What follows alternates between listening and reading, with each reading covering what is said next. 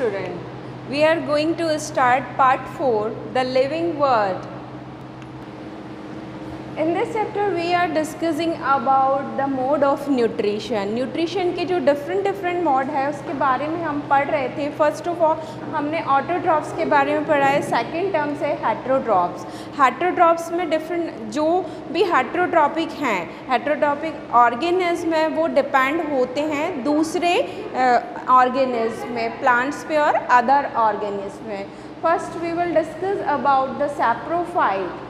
Some fungi like bread molds live and grow on decaying food materials. Fungi जो fungus होता है, जैसे कि हमने देखा है कि जो मानसून होता है, मानसून के जो सीज़न में हमने ब्रेड पे और जो भी ऑर्गेनिक मटेरियल होता है, ऑर्गेनिक मटेरियल पे क्या देखते हैं हम? फंगस देखते हैं. वाइट ब्लैक सा पाउडरिश जो होता है वो फंगस होता है. तो ये जो फंगी है, ब्रेड मोल्ड है, ये क्या है? लाइव है. और जो डिकेइंग मटेरियल है उसके ऊपर ये होता है, उससे ये अपना न्यूट्रिएंट लेता है. Fungi like mushrooms grow on logs of would and are mainly seen during rainy season. These fungi get their food from dead and decaying matter. Such organisms that get their food from dead and decaying matter are called saprophytes. Saprophytes क्या हुए? जो dead और decaying matter, organic matter से अपना food ले रहे हैं. Fungus, ये ब्रेड मोल्ड का पिक्चर है. ये सेकंड मशरूम्स हैं. Second one is parasites. What are parasites? Parasites क्या हैं? पैरासाइट्स होते हैं जो दूसरे ऑर्गेनिज्म पे तो रहते हैं लेकिन वो क्या है, उसके लिए हार्मफुल भी होते हैं. हार्मफुल होते हैं और वो उसी से अपना न्यूट्रिशन करते हैं, लेते हैं. Some fungi, bacteria and even animals live inside the bodies of other plants and animals and get their food from them.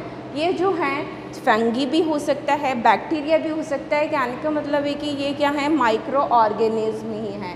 Micro organism है, ये प्लांट की बॉडी में भी रह सकते हैं और एनिमल की बॉडी से भी ये न्यूट्रिशन ले सकते हैं. जो जिस बॉडी पर ये रह रहे हैं वो बॉडी कहलाती है host body. All such plants and animals that grow in the bodies of other plants and animals are called parasites. और जिस तरीके से ये जो ऑर्गेनिज्म दूसरों से अपना न्यूट्रिएंट्स ले रहे हैं तो ये क्या कहलाते हैं? पैरासाइट्स कहलाते हैं.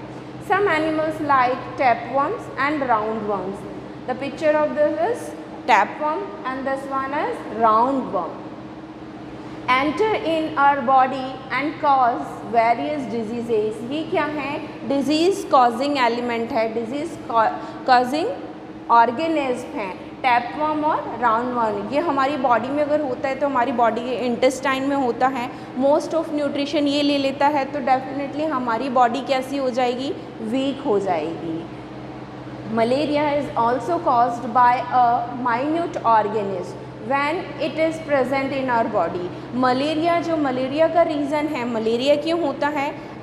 हमें सिंपल हम कहेंगे मॉस्किटो बाइट से, लेकिन मॉस्किटो बाइट से होता क्या है?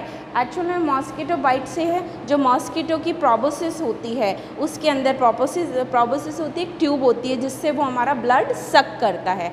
ब्लड सक करने के जब वो ब्लड सक करता है तो हमारी बॉडी में वो उसका जो एंजाइम्स है उनको एंटर करता है. जो एंजाइम्स एंटर करता है उसमें एक प्लाज्मोडियम माइक्रो ऑर्गेनिज्म होता है, वही रीज़न होता है, वही कॉज करता है malaria. This minute organism is transmitted by the bite of a female mosquito. Mosquitoes also get their food from our body. The parasite live and grow in the body of other organisms called host. Parasites get their food from the body of the host. In all such cases, parasite is always a gainer and host body is always at a loss. Definitely वो उससे gain कर रहा है, वो गैनर है, तो हमारी body सफ़र करेगी क्योंकि वो जो भी न्यूट्रिएंट्स हैं या किसी भी तरह का डिजीज़ कॉजिंग है तो वो हमारी बॉडी क्या है? Body is always at loss. वो लॉस होगा उसका। Third one is insectivorous plant. Insectivores क्या होता है, कुछ प्लांट भी इंसेक्टिवोर्स होते हैं, जैसे some plants like pitcher plant. Pitcher plant this one is pitcher plant. ये पिक्चर प्लांट की पिक है, फोटो है। वीनस फ्लाई ट्रैप, ये वीनस फ्लाई ट्रैप है। And sundew, this one is sundew. Feed on insects and get their food. ये जो plants हैं, in plants में क्या होता है, इनका जो स्ट्रक्चर होता है वो इस तरीके से होता है जैसे इसमें लीफ मॉडिफाइड होती है, लीफ मॉडिफाइड होगी और उसके ऊपर कुछ टेंटिकल्स होंगे। तो जैसे ही कोई इंसेक्ट इनके पास आता है वो उसको ट्रैप कर लेता है और उससे अपना न्यूट्रिशन गेट करता है, न्यूट्रिएंट्स उससे ले लेता है। Such plants are called insectivorous plants और insectivores. Living forms vary in colour. हम डिफरेंट टाइप के एनिमल्स ऑर्गेनिज्म पढ़ चुके हैं, जिसमें क्या है, शेप डिफरेंट है, फूड हैबिट डिफरेंट है, का स्ट्रक्चर जो है, शेप और साइज़ भी डिफरेंट है। ऐसे ही अब कलर है, कलर का भी क्या है, अलग अलग वेरिएशन होता है, सबके अलग अलग कलर्स होते हैं ऑर्गेनिज्म के। The living world shows excellent variety of colours.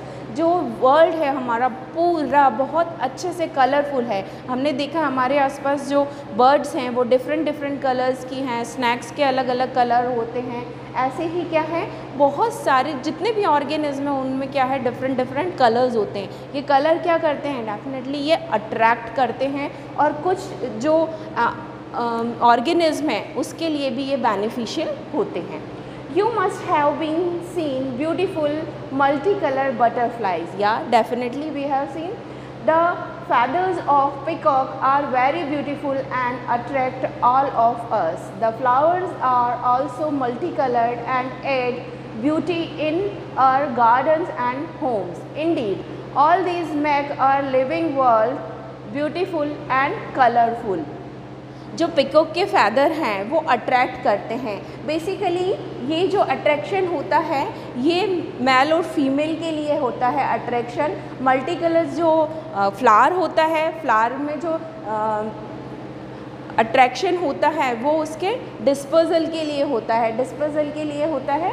और indeed all these make our living world beautiful and colourful. और ये सारे हमारे किसको बनाते हैं, कलरफुल बनाते हैं वर्ड को। फ्लावर्स में जो कलरफुल अट्रैक्शन है वो होता है पॉलिनेशन के लिए।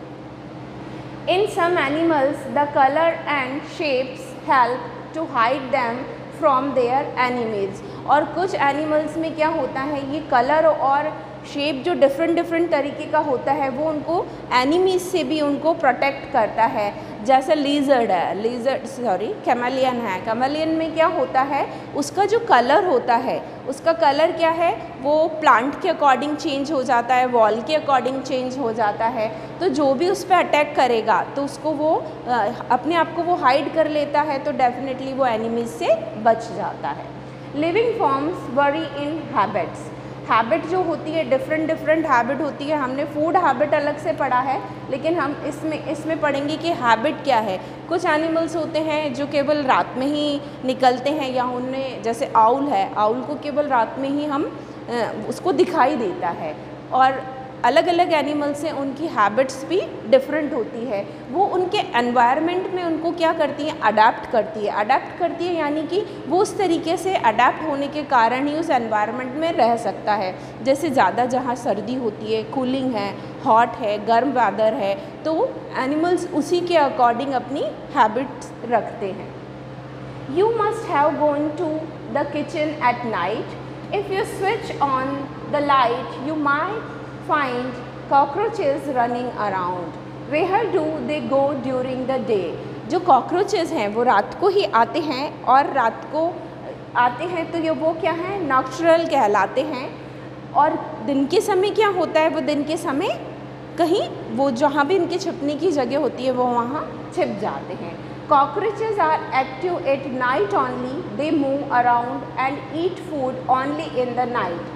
Such animals are called nocturnal animal. Owls, moths and bats are some other nocturnal animals. Owls है, moths है। moths क्या होता है, हमने बहुत सारे जो देखे इंसेक्ट्स देखे हैं, वो इंसेक्ट्स जो विंग्स और विंग्स लिए हुए होते हैं वो क्या होते हैं, मॉथ्स में कंसिडर किए जाते हैं। बैट्स क्या होता है, बैट्स होती है जिसे हम जनरल टर्म में बोलते हैं चमगादड़, वो जो होती है ये सभी किस में है, रात के समय निकलते हैं। Animals like cows, dogs, humans, butterflies are active during day time only.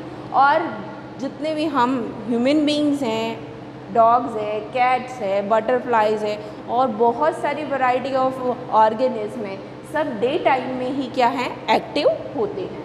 Eight night they sleep and take rest, such animals are called diurnal animals. और इनको हम क्या बोलते हैं, डाययूरेनल एनिमल्स कहते हैं। Classification of plants. Have you seen a pine or a peepal tree? These trees bear green leaves